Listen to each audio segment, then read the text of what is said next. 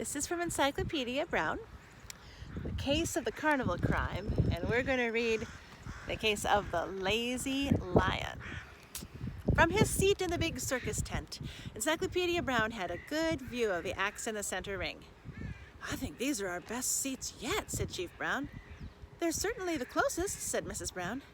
Every year the Browns drove into town to see the circus. The owner, Phineas Daly, was an old friend of the Chief's, and he never failed to send them tickets. The Brown, in turn, were always delighted to attend. The circus wasn't about tricks, the Chief liked to say. It was about skill, daring, and showmanship. Encyclopedia agreed. He marveled at the motorcycle bikers who were riding inside a giant metal sphere without crashing into each other. He held his breath watching the trapeze artists somersaulting through the air. His lips felt hot when the fire swallowers closed their lips to cut off the air to the flames. Only the lion tamer seemed a little bit off today. He could not get his lion, Felix the Ferocious, to do anything. He snapped his whip, he shouted into his megaphone.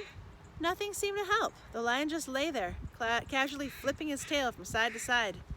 The crowd laughed. The ringmaster came out with a wheelbarrow filled with stakes that he pushed to the lion tamer's side. The lion tamer threw several stakes to the lion, who didn't seem to notice. The whole audience was laughing now. The ringmaster shrugged broadly, then he ushered the lion and the lion tamer out of the spotlight and hurriedly brought in a troupe of performing seals. When the show was over, Phineas Daly came in search of the Browns. "An excellent show, as usual," Chief Brown told him.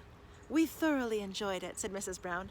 "Especially the lion act," said Encyclopedia. "It was very funny. I didn't expect that at all."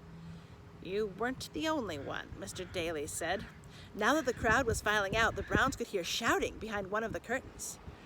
Mr. Daly looked at the chief. "I wonder if you could do me a favor and investigate the constant quarreling between our ringmaster and our lion tamer. Nothing official, of course. If you could spare a few moments." "Lead the way," said Chief Brown. The Browns followed Mr. Daly backstage. It wasn't hard to find the lion tamer and the ringmaster. They were still yelling at each other in a corner. The lion tamer was red in the face.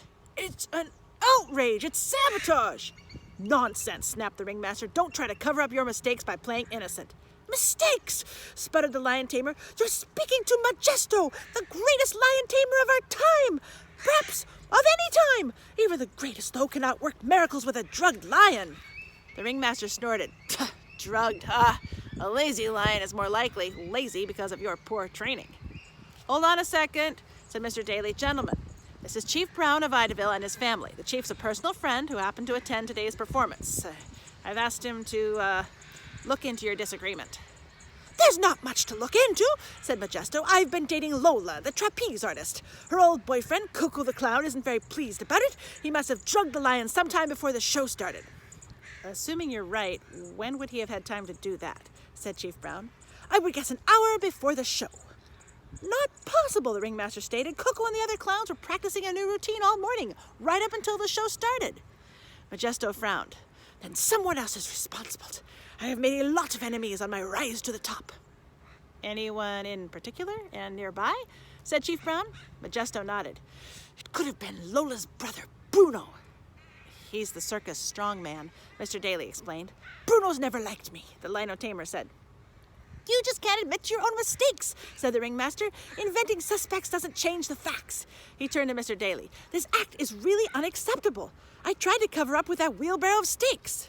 "Which I knew nothing about," Majesto protested. The ringmaster sneered. "Luckily for you, the audience didn't notice.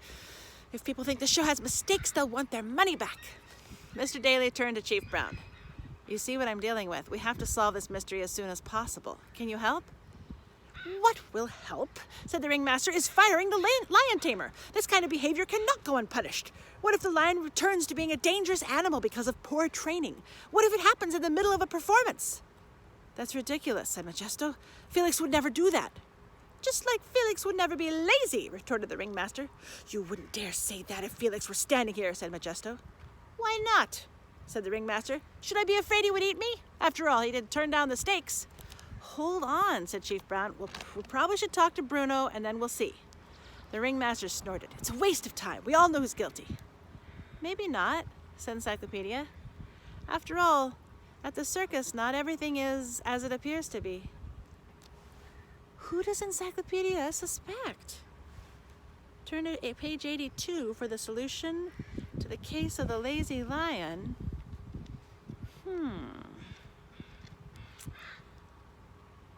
Maybe something to do with those stakes in the wheelbarrow, huh? Here it says, solution to the case of the lazy lion. Encyclopedia had been surprised that the lion's sleepiness had been unexpected. After all, the ringmaster had brought out the wheelbarrow filled with stakes during the act, and it had to have taken time to prepare that. Therefore, someone had to have known the lion would be unable to perform. That someone was the ringmaster. He was hoping to make the lion tamer look bad so that he would have to leave the circus. That would improve the ringmaster's chance of dating Lola, the trapeze artist. Since he didn't want the performance to be ruined, he had prepared the stakes in advance. Once he was exposed, he confessed his misdeeds and was forced to clean up after all the animals for a month. Case closed.